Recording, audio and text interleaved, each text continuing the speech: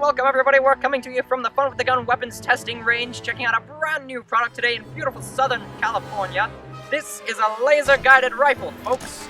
You could spend thousands and thousands of dollars and years of time trying to reach shooting perfection and still not attain reasonable results. But what I'm telling you is that I can turn you into a world-class marksman tomorrow for the low, low price of $49.99. That's $4,999 for this brand new, patented, laser-guided rifle system.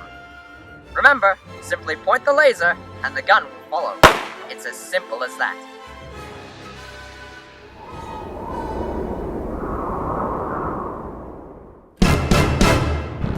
Whoa. $5,000 is a heck of a lot of money to be spending on something like that. Check it out. For $180, you can get something that's pretty damn similar. And come on, folks, this is 2015. It's about time the prices started dropping, am I right? Okay, so this is the Vortex Strikefire II. Why don't you go ahead and talk about it? $179.95. You can have this. Hell of a lot better than $5,000. And I tell you what, it is almost as good as what was mentioned earlier. I don't know, that $5,000 pointer laser thing.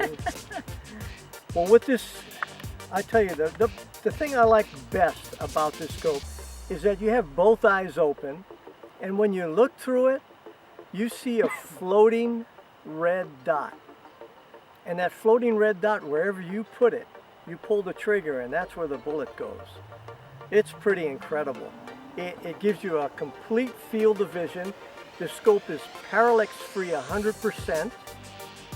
It's Vortex. It has the VIP warranty, which means that basically what you can do is if you break it, if the scope comes broken, or if anything at all happens to this scope, regardless of whether or not it was you that caused it, Vortex will replace it for you. They'll fix it and they'll treat you right while doing so. Yeah, in fact, the way I got this Strikefire II, I had a Strikefire, the first one. First generation? First generation. And on this AK, and I loved it. Except, well, maybe a couple things. The main thing was that the bluish tint on the lens. I didn't care for that, but that didn't bother me. I got used to it. It broke. It would not turn on. I sent it in. They sent me a brand new Strikefire II. And the only thing that we were charged was shipping, right? Yeah, my shipping to send it. $6.95. I don't think you can beat that warranty anywhere. And the product is good. We have several Vortex scopes and we love them all. Every single one of them. Yep. Okay, so let's get into specifics here and talk about some details. So we're going to start off here with this is our Vortex Strikefire II mounted on an AK-47 platform. We've got some flip-up lens covers here, front and back. It's an awesome feature to have. Most red dots have them. This one does too. We've got this toolless adjustment knob design here, which is actually a really, really cool feature and I think very understated by Vortex. And basically what it allows you to do is you've got your covers here, your caps, for your adjustment knobs, and you can also flip them around and use that knob on the top there to turn and adjust windage and elevation. There's one on the right side here of the optic that you can't see that has the exact same design, and you use it for the same purpose. Moving on here, this is a CR2 battery that it's being powered by.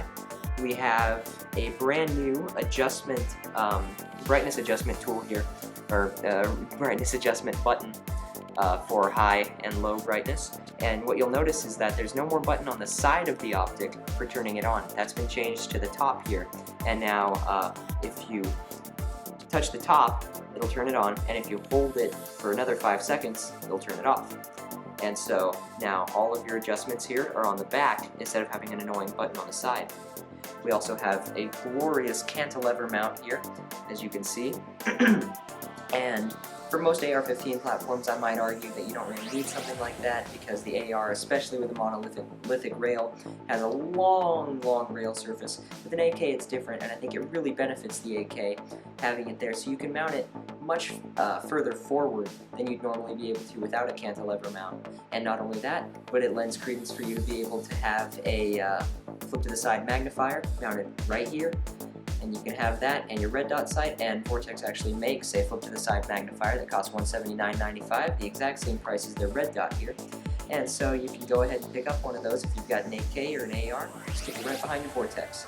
So that's going to be, oh yeah, we've also got two other things to talk about here. We've got a 4 MOA dot, and we've also got a 30mm tube, not a 1-inch tube, but 30mm. So that's going to round off our details here. Let's get on with the video. Single one of them. Yep. This one in particular is a one-time, so no magnification, 100%, like I said, 100% parallax free. And now I said two things, right, with the first Strikefire series. One of them, which I just mentioned, was the blueness in the lens. The other was the controls. The on and off was on the side here. And whenever I put this back here and another gun laid on it, guess what? It turned on. Or anytime that we stored it in a Yeah, safe, there goes or if my we put it battery. on the ground, Yep. anything, it was so sensitive and it would always turn on. It would, yeah. And so that switch is now in the back here. Yep. And it works great because, I don't have anything leaning up against that. So- It was good engineering. No more having to worry about accidentally turning on your sight and draining your whole battery. It only Yeah. goes on when you want it to be on. Yeah, and there are a lot of technical stats, and this video is not to bore you with that. It's just primarily to tell you how great it is, this scope, how great I think it is, in that I love the floating red dot. You look, both eyes open, you see a floating red dot, you put it on a target and you press the trigger. And Pull the trigger. to be fair, there are a lot of other red dot sights out there that do the very same thing, but they cost a lot of money. I'm specifically looking at you, Aimpoint, with your $400 and $600 red dot sights. Yeah, is it worth it? Is it really worth it? I mean, maybe if you're military or you're police and you need the absolute best, something that you can guarantee 110% And it's a isn't gonna tax break. write-off, Yeah, and a tax or write-off. taxpayers pay for it. But if you're a civilian out there and you need a red dot sight that is very, very high quality for a very, very affordable price, right here. Talking Yep. Vortex Strikefire II. That's what you want. That's what you're going to have to go with. So the bottom line here, and this is what everybody's going to want to know, would you recommend this to anybody else looking for a red dot sight? Every day of the year, 24 hours a day, yes. That's what you want. Yeah. I'd say go for it. All right, guys. Well, that has been a very short, very thorough review here, we think, of our Vortex Strikefire II.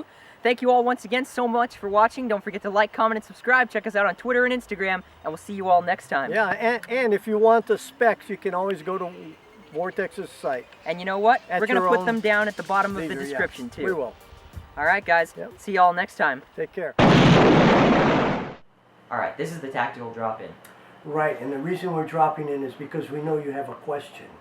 And the question is, what is the difference between the red and green option as opposed to the red only option in the Strikefire II? Red dot sight. Thank you. So basically the only difference that we're looking at here is that the simple red dot option allows you to have more brightness adjustment settings than the red and green dot option. Right, so if you're shooting in bright daylight, I would go with the red Yep. because you can make that reticle very bright. Yeah. Yeah, that's the only thing. So there you go, guys. That was the tactical drop-in. We're dropping out. We're dropping out.